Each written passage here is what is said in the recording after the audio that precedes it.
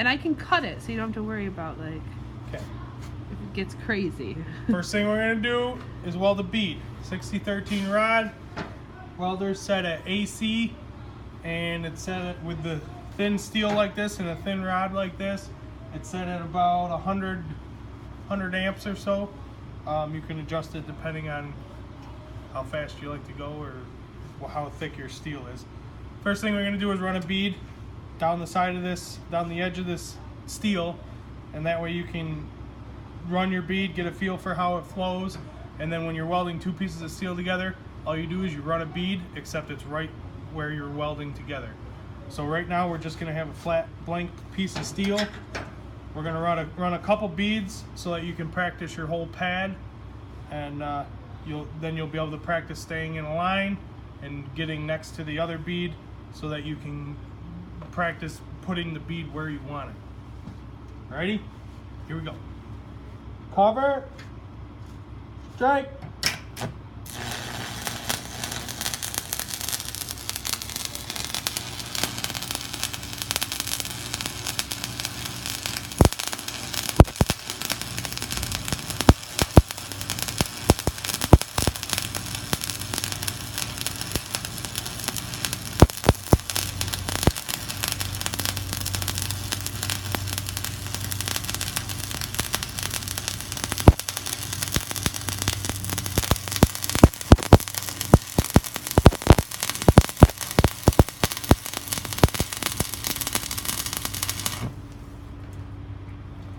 So there's our first bead.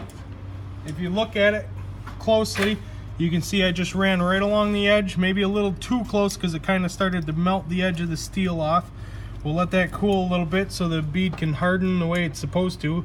If you chip the flux off too early, it could jeopardize the integrity of the weld. So what you want to do, actually, if you cool this off, right now it would probably peel that flux right off of there, but we'll just leave it there and we'll not touch the steel.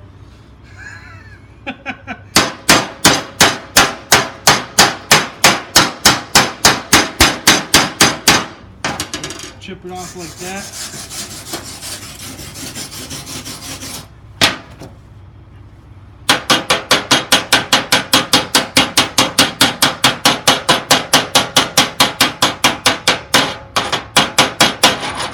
So what you want to do is you want to get your first bead as clean as possible with the flux so that when you weld your next bead, you don't have that flux laying there and messing your puddle up as you're coming down through with your next pass. There's still a little bit of rod left on there. If you want to, if you want to, you could use a new rod and make a whole new bead without having to stop, but it's good practice to use up the entire rod and then stop. That way you can chip it off and practice stopping from where you have stopped with the previous bead. So that's probably what we'll end up doing this time. This will be my last pass, and then you'll understand how to keep going across your pad. So I'll finish this rod up, and then we'll get a new rod, and I'll show you how to start a new puddle with an old pass. Cover, strike.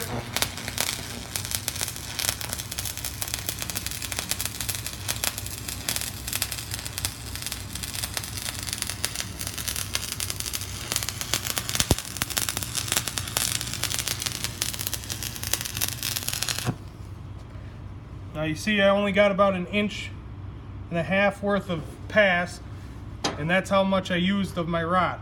That's good. Now if you get down too close, you'll start to burn your striker a little bit. They can handle it, but it's probably not the best idea to do that. So we'll take that off, get a new rod. Now what we want to do is you want to take your old bead, the one you just made, chip the flux off of it. If you leave that flux on there and you try to restart a bead, it'll kind of mess you up a little bit. So Tanya, if you come over here, you can see how the bead is flat right here where the puddle stopped. That's right in the center of that is where you're going to want to start up again. You don't want to start up down here because then you're going to have a gap with no weld on it. So you're going to want to start right in the center of where you left off, and just continue, let a puddle start, and then continue right on just like you never stopped. And notice when I'm welding, I've got my hand down here. I'm relaxed, I'm comfortable. I'm holding the striker in a comfortable position for me so that I can move it freely, and I'm not rigid, I'm not holding it with two hands and being shaky. If you're comfortable with it and you're watching your puddle, you're gonna make a better bead. You're gonna make a better weld. So just feel comfortable, you're not gonna get burned. That's what everything's here to protect you for. Don't worry about getting sparks on you, don't worry about getting burned. Just pay attention to your puddle, relax, get comfortable, get sound so that you can be controlled with your movements. Cover, strike.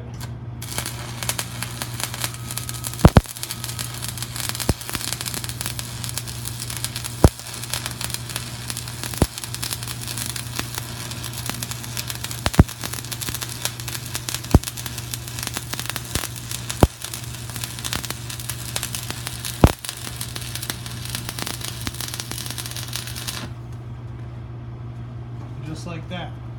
Now if you come back over here, you'll see right here is where I started the new bead. It looks like it's bumped up. Once I chip that flux off of there, that should be a lot smoother, and it'll be a nice transition from your previous bead to your new bead. Should look like you never stopped.